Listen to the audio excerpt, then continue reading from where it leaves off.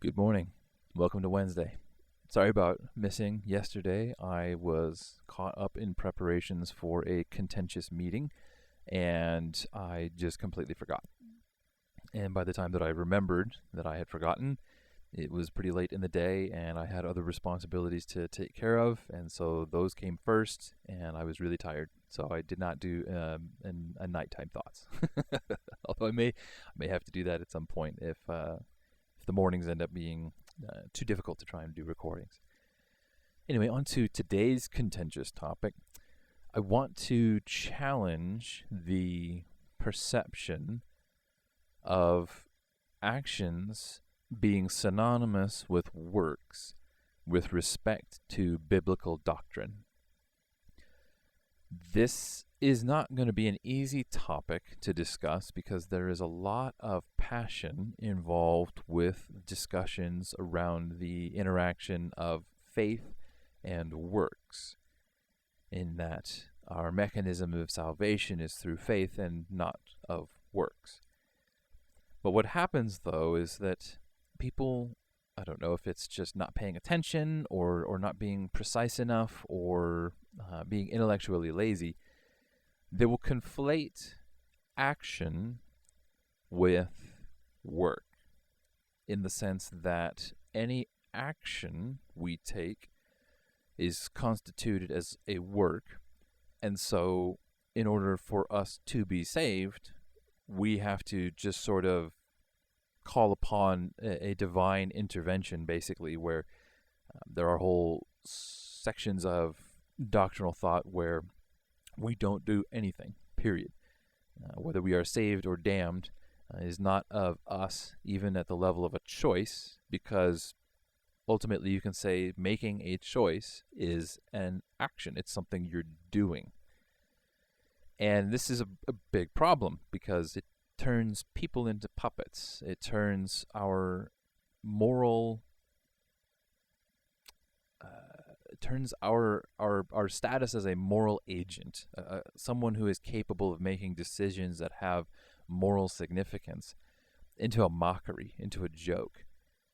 And it also complicates other topics, other doctrines, other aspects of Christianity, and it creates division in a way that people try to pretend is not a problem because they're appealing to the sovereignty of God, or they are trying to, dismiss humanity, to self-deprecate, so to speak. But that's not what God calls us to do, and I think that that's an important phrasing. Calling. When somebody calls you, you have to do something in response.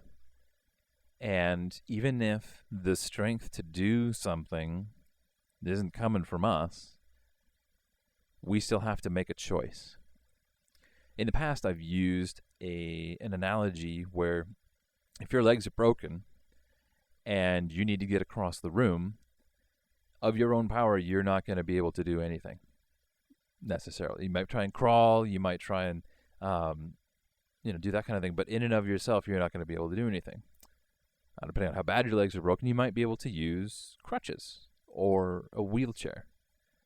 But even if those are available, unless you choose to use those tools, unless you actually choose that you're going to go and do something, it doesn't matter if they're there or not.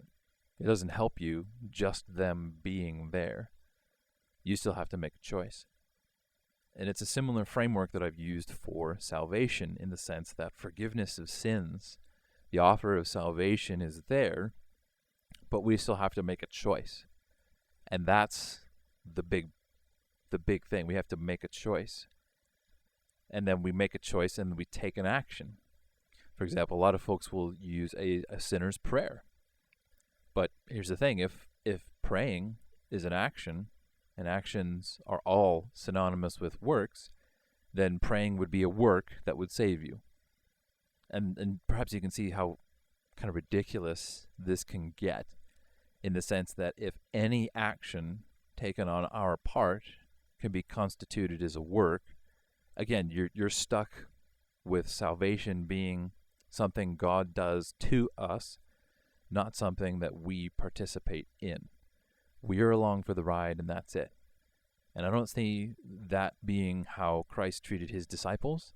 I don't see that being how Christ asked us to interact with other people. There's no relationship in that circumstance. There is a controller and the controlled, and that's it. It's like my car. My car doesn't have a personality. I control it. I fix it. I repair it. I fill it with gas. I modify it.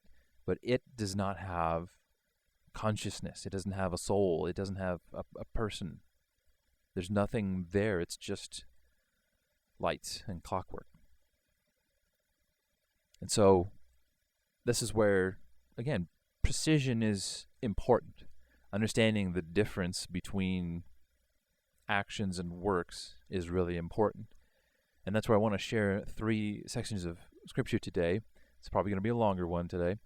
But I wanted to share 3 sections of Scripture in order to help demonstrate why I am making this distinction. Because we have biblical texts where people are taking action, they are doing something, but from Jesus' own lips, what he credits is faith, not works. They're taking action, and Jesus himself is crediting the results on their faith, not because they took action. So let's start in Matthew 8, 5 through 13. Today I'm in the mood for New American Standard Bible, so if you have a different translation that you prefer, please feel free to read out of there. But Matthew 8, 5 through 13. And when Jesus entered Capernaum, a centurion came to him, imploring him, and saying, Lord, my servant is lying paralyzed at home, fearfully tormented. Jesus said to him, I will come and heal him. But the centurion said, Lord, I am not worthy for you to come under my roof, but just say the word, and my servant will be healed. For I also am a man under authority, with soldiers under me, and if I say to this one, go, and he goes, and to another, come, and he comes, and to my slave, do this, and he does it. Now when Jesus heard this, he marveled, and said to those who were following, Truly I say to you, I have not found such great faith with anyone in Israel. I say to you that many will come from east and west, and recline at the table with Abraham, Isaac, and Jacob in the kingdom of heaven, but the sons of the kingdom will be cast out into the outer darkness. In that place there will be weeping and gnashing of teeth. And Jesus said to the centurion, Go, it shall be done for you as you have believed. And the servant was healed that very moment. So here's the thing. That centurion took action to go and make a request of Jesus Christ. If action is synonymous with works, then he did a work. He went to Jesus, he asked him for healing for his servant, and then Jesus gave it to him. But what Jesus credits is faith, the belief of the man that doing such things would produce that result. So again, if we look at works being synonymous with actions, this passage does not make any more sense. It doesn't make sense why Jesus would talk about faith if it was about works. The next passage is Mark 5, 25 through 34. A woman who had a hemorrhage for 12 years and had endured much at the hands of many physicians and had spent all that she had and was not helped at all, but rather had grown worse, after hearing about Jesus, she came up in the crowd behind him and touched his cloak. For she thought, if I just touch his garments, I will get well. Immediately the flow of her blood was dried up, and she felt in her body that she was healed of her affliction. Immediately Jesus, perceiving in himself that the power proceeding from him had gone forth, turned around in the crowd and said, Who touched my garments? And his disciples said to him, You see the crowd pressing in on you, and you say, Who touched me? And he looked around to see the woman who had done this. But the woman, fearing and trembling, but the woman, fearing and trembling, aware of what had happened to her, came and fell down before him and told him the whole truth. And he said to her, Daughter, your faith has made you well. Go in peace and be healed of your affliction. So here we have, even more specifically or explicitly, she heard of Christ. She believed that if she just touched his garments, if she did something, if she took action, then she would be well. And Jesus Christ credits that with faith. That's what's responsible for making her well. So she's literally doing something, but it's her faith that has made her well. I'm going to do one more. Mark 10, 46 through 52. It's going to be a similar circumstance. Then they came to Jericho, and as he was leaving Jericho with his disciples and a large crowd, a blind beggar named Bartimaeus, the son of Timaeus, was sitting by the road.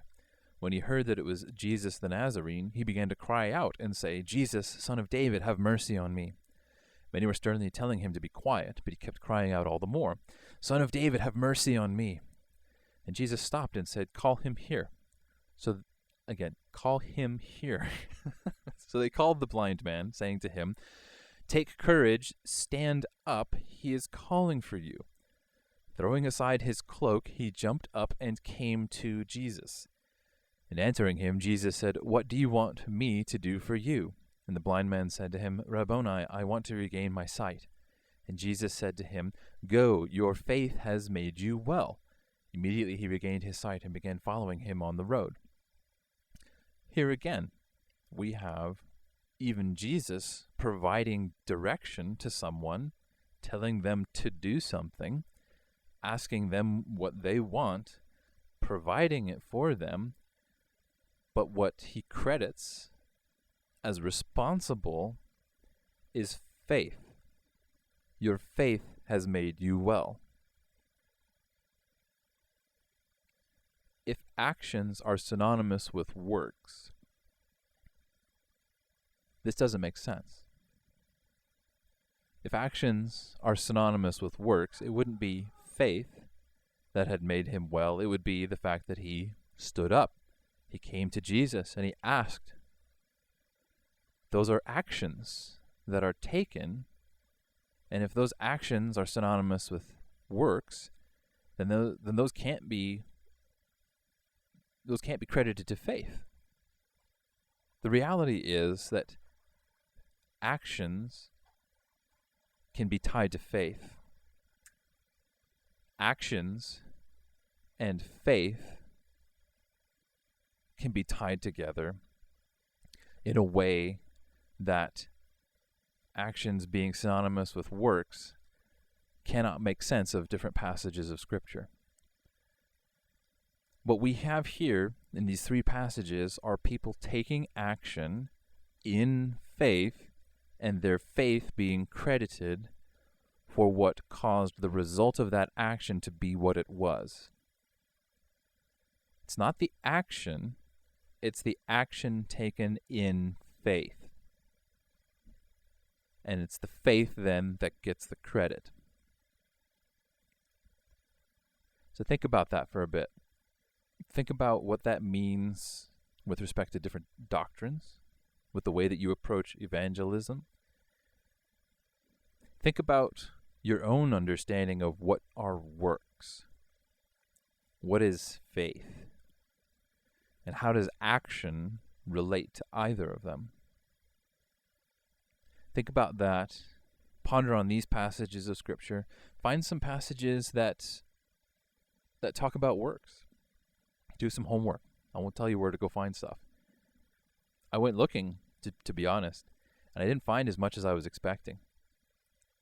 For how much emphasis is placed on a definition of works, the Bible doesn't spend a lot of time really explaining what it is. And as you can see with passages like this, it's not just actions alone. Thank you for your time. I hope you have a great day. God bless. Goodbye.